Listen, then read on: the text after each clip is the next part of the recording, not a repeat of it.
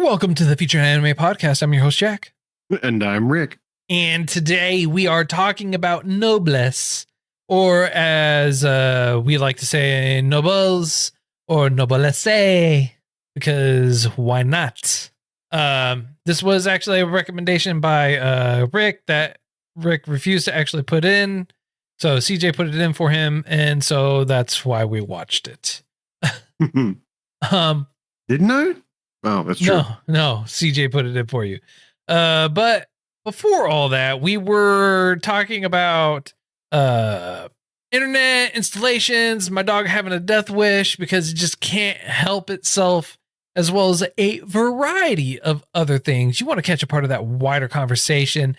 Patreon.com/featured anime podcast. $1 a month will get you access to that bonus content. Or if you want, you can always join us live on twitch.tv/featured anime podcast, where you get our full uncensored, unadulterated opinions and viewpoints and just, all kinds of messing around and craziness.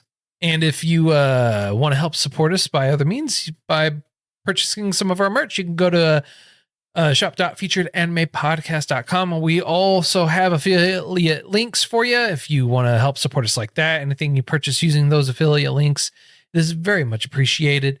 And now, on to the meat and brotatoes, which will be a little bit different today. Our brotato will be a little bit of a feedback, a little bit of information that we got from Goose on one of our podcast episodes. Most recently, The Eminence in Shadow. And he submitted a comment saying that I think all we got out of this is that Rick is a huge fan of harems and wants them all the time. Much love. All day, every day. All day, every day.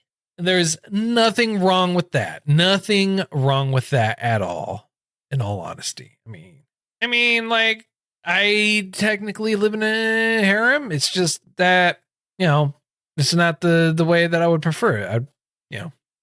Whatever. The older I get, the more harems do not appeal to me. Like, technically, what is a harem? You know what? We'll save this for after. We'll save this for the post show.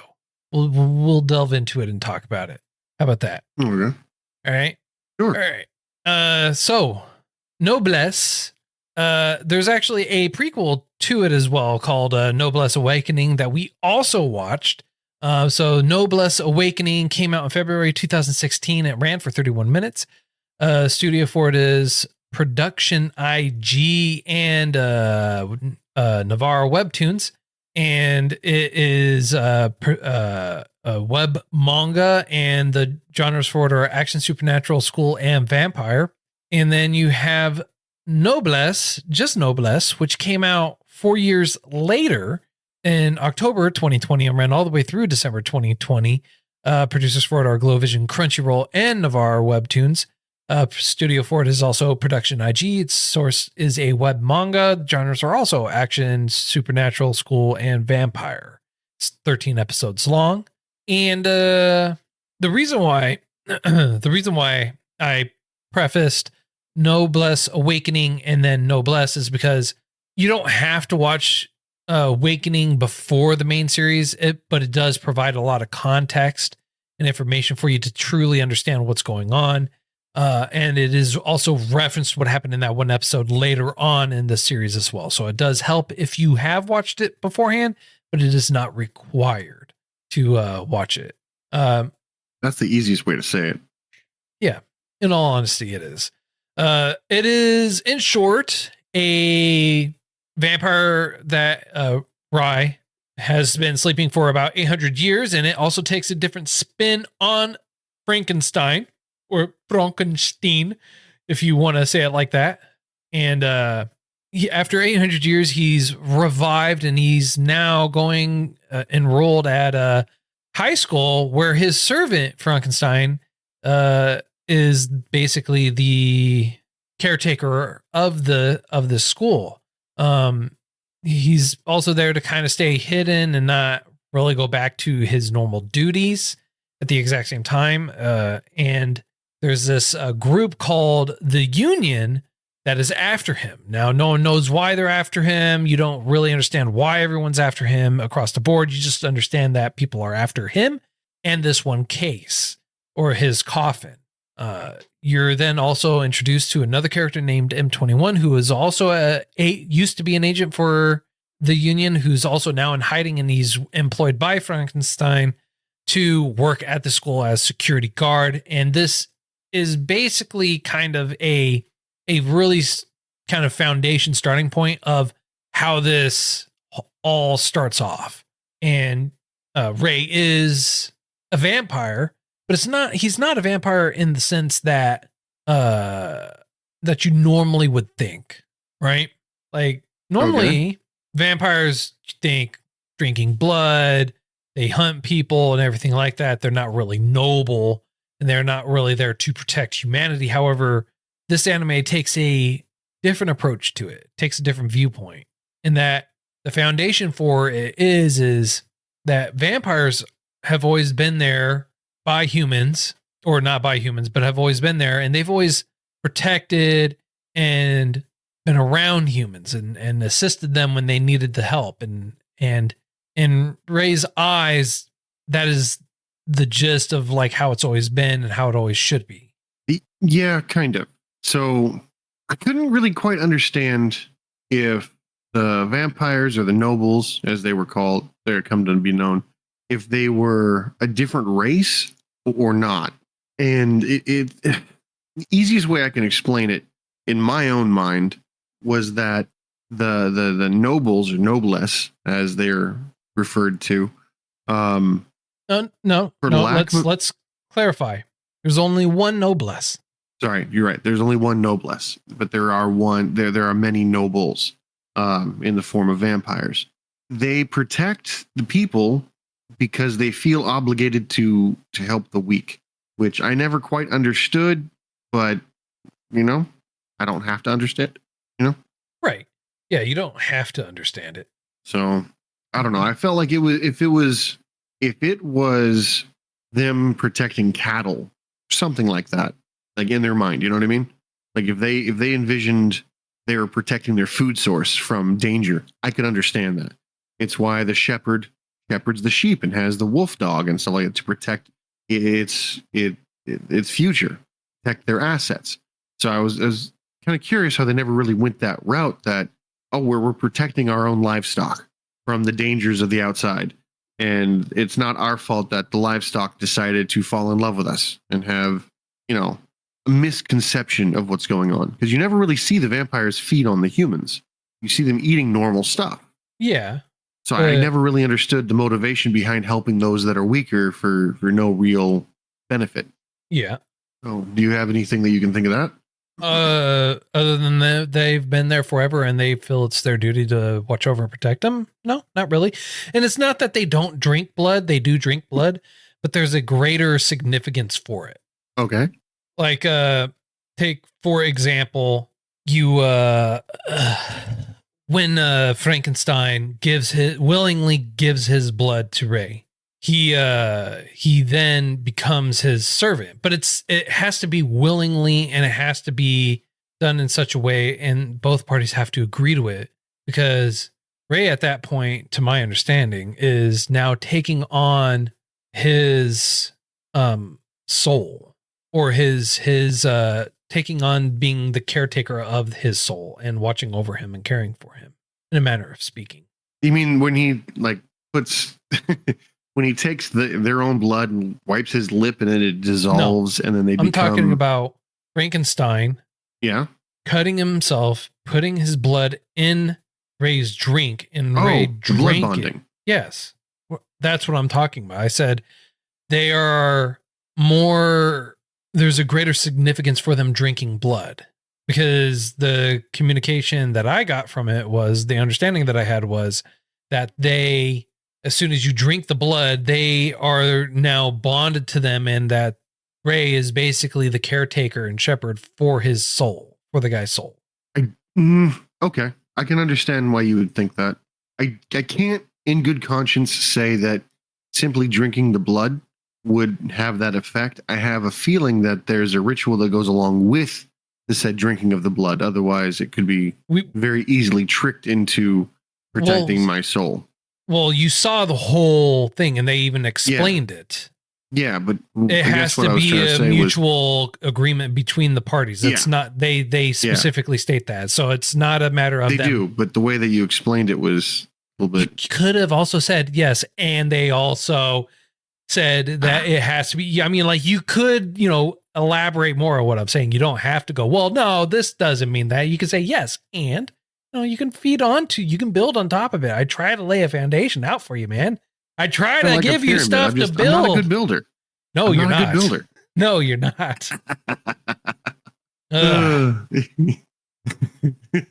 Yeah. Anywho's. Yeah. Now, do you happen to know any solid evidence on how Frankenstein was able to get his abilities? No. I'm assuming from science and tests. I'm assuming he somehow bonded his blood or something like that, or not bonded his blood, but somehow took their powers or was able to extract their powers and experimented on himself to gain that power, because he does reference that. And he's like, oh, my experiments with you or this and that. So he does specify it. And you do see kind of like a laboratory type situation. And you do see it later on in the series that there is a much larger laboratory, or more up-to-date laboratory, I should say, later on. So he never quite gave that little aspect of his life up. Well, I mean, so Frankenstein, at least they kept that portion of it. Frankenstein was a scientist, a doctor. Yep. Even originally. And so they kept that aspect of it. He is a mad scientist, I guess you could say. Yeah. I mean, yeah, a lot of people mistake Frankenstein's monster for Frankenstein. Oh, it's No, Frankenstein was the scientist who created the monster.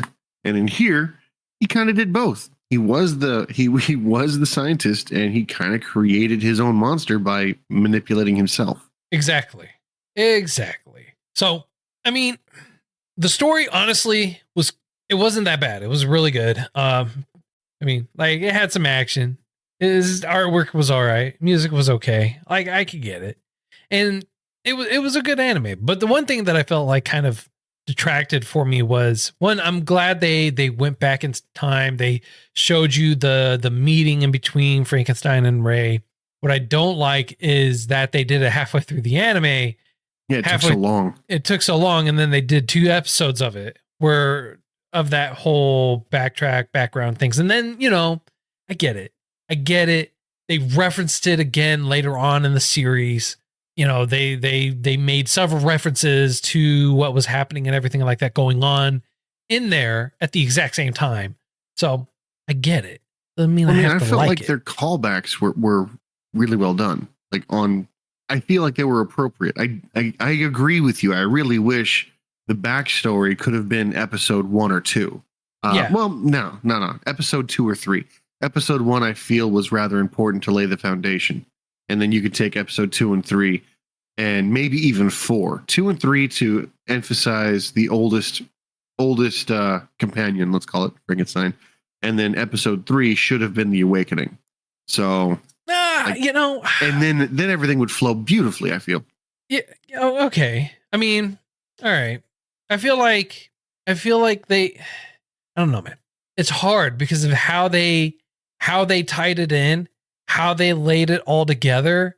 It's hard to do it. But if you were to just take that entire section out, just cut it out, throw it at the very beginning, right? For me at the very beginning, and then do the story from Noblesse Awakening all the way through without doing that, I feel like it would have been fine. For me, it would have been okay.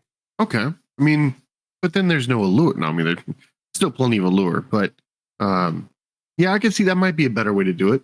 I wonder if they have a specific reason for doing it that way, because no offense to you.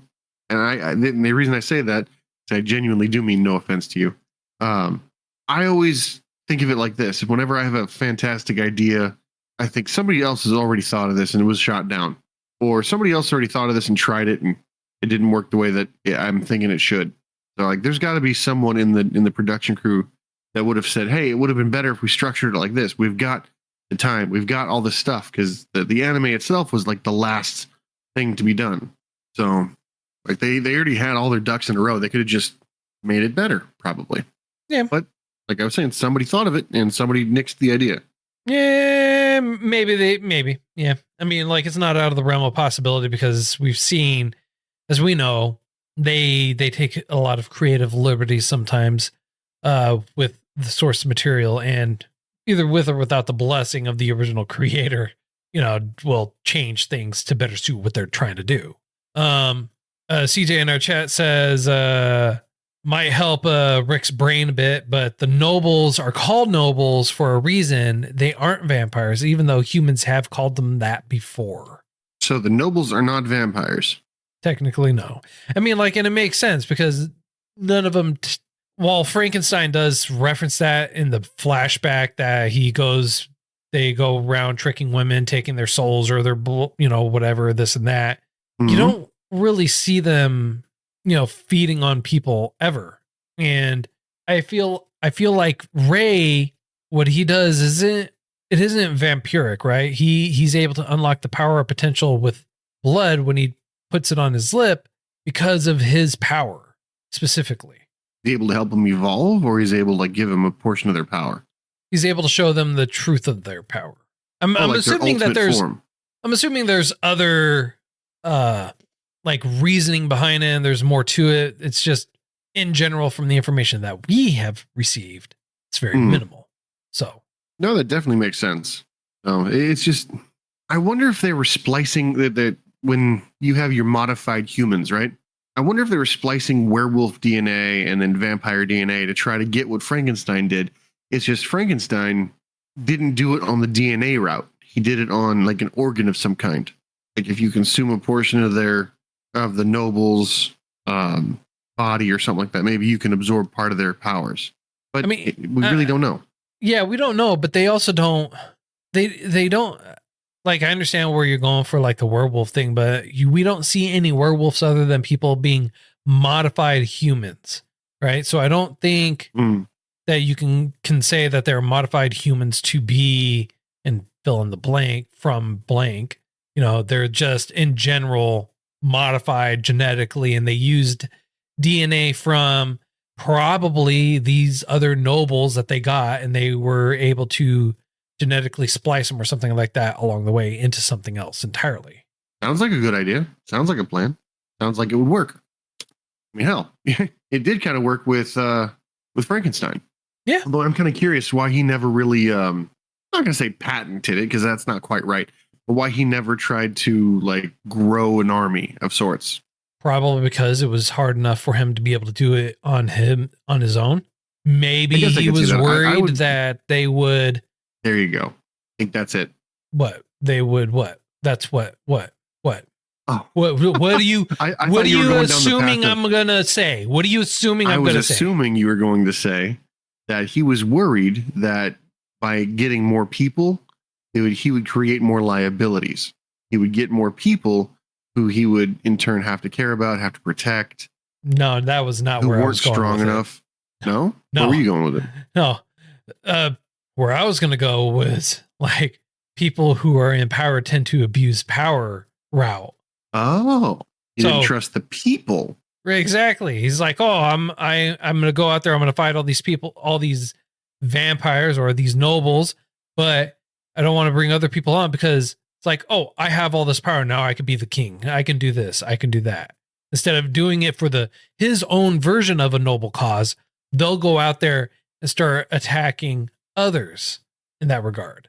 So they'll in essence become the rulers of nations and everything like that. Okay, so what's stopping him? Like I said, his noble cause. His noble cause is to destroy and grow in power to destroy the nobles because he is the hunter. The noble hunter, yeah. That's exactly what they call him, the noble hunter. Still so cool. So I wonder how he got a soul weapon, though. That was interesting to me. Well, no one knows how he got it, and it's something he probably made himself. With his own soul. Probably, yeah, because they talk about the power corrupting his soul and corrupting him. So yes, I would assume yes, it is probably manufactured part of his soul. Still kind of cool. Still really cool, in my opinion. I love the fact that he was so loyal, and it was mentioned that he always retracts his claws whenever the master's around. You think it was because of the command to seal his power? No, it was even before that. And it's not retracts his claw due to whenever his master is around. It's more so along the lines of like he hides his claws, even especially when his master is around. And he's definitely become a lot more tame in general across the board. So, well, what I find really interesting and cool to kind of reference back to that, reference back to the soul melding, blood exchange, drinking habit, right? What I find really interesting is that as a result of it, Frankenstein technically has eternal life now, doesn't he? Yeah, he'll live as long as the Noblesse. Oh man, for this one, honestly, I don't have. It's. There's not a lot for me to really say on this one, other than what we've already talked about. I mean, unfortunately, yeah, because what we've discussed isn't really as, I don't know. I feel like this anime deserves more praise than we can give it, because we've given you basically the story. We've left out a few twists and turns so that you'd be able to actually enjoy it. But I mean, there's not a lot here, but there's a lot to like. You know, there's not a lot to discuss, but there is a lot to like. Yep. No, I get it. I understand. With that said, I think ready for trying to think and make sure, because you know how I do, especially in my pre-shows. I want to make sure there's nothing I want to say. But no, honestly, I don't really have anything else either. Nothing major anyways. So on a scale of up to 10, how would you rate this?